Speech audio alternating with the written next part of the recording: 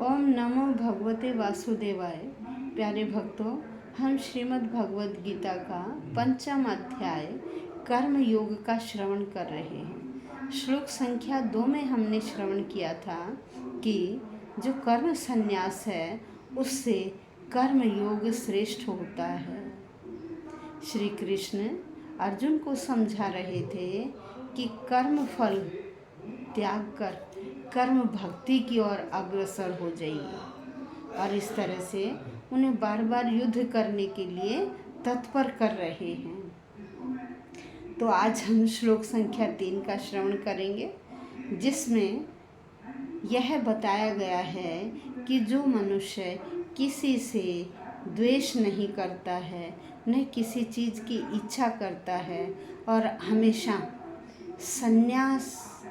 एक सन्यासी की तरह ही हर चीज़ को समझने की कोशिश करता है, द्वंद्व लड़ाई झगड़े से दूर रहता है, ऐसा व्यक्ति ही इस संसार रूपी भव बंधन से मुक्त हो सकता है। कुछ व्यक्ति क्या करते हैं, केवल सन्यास आश्रम का ढकोसला दिखाते हैं कि उन्होंने सन्यास आश्रम ग्रहण कर लिया है, लेकिन अंदर से वह ईर्ष्या, भेदभाव, द्वेष, इन चीज़ों से उनका मन बिल्कुल भरा रहता है। तो ऐसे व्यक्तियों को ठीक प्रकार से वह इस भव बंधन से मुक्त नहीं हो पाते हैं, क्योंकि वह इंद्रिय सुखों की तरफ ही भागते हैं। अब राग द्वेष के रहते हुए मनुष्य इस संसार से कैसे मुक्त हो सकता है?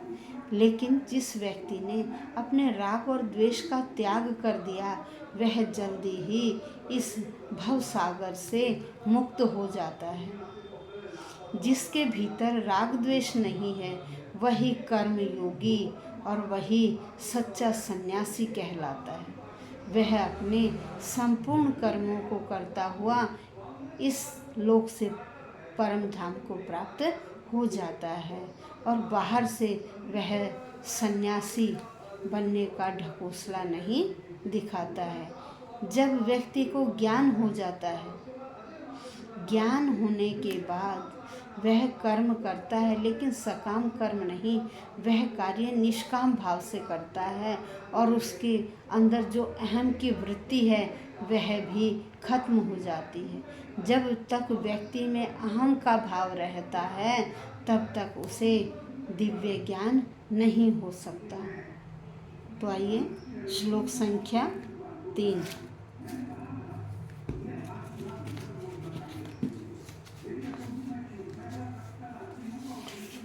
ज्ञेयः स नित्य सन्यासी यो न द्वेष्टि न कांक्षति निर्द्वंद्वो हि महाबाहो सुखम बंधात प्रमुच्यते।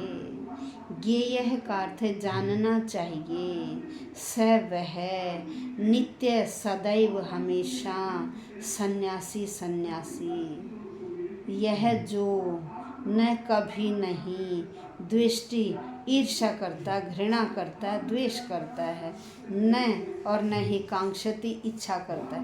कह रहे जो व्यक्ति हमेशा न किसी से घृणा करता है, न किसी चीज़ की इच्छा करता है, और निर्द्वंद्व है, द्वंद्व रहित होकर समस्त द्वैतताओं से क्या मुक्त होकर ही निश्चय ही महाभाव, हे महाबलशाली अर्जुन, सुखम सुखपूर्वक बंधन से प्रमुच्यते, वह पूर्ण रूप से मुक्त हो जाता है।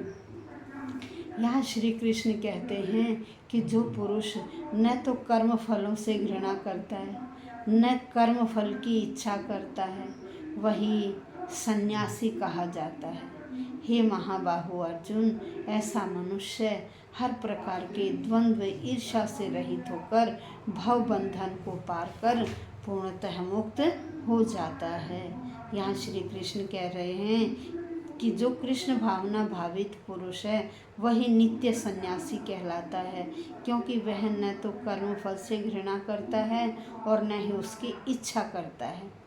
ऐसा सन्यासी भगवान के दिव्य प्रेम भक्ति को प्राप्त कर लेता है वही पूर्ण ज्ञानी कहलाता है और वह ईश्वर के साथ अपने संबंध को जान जाता है।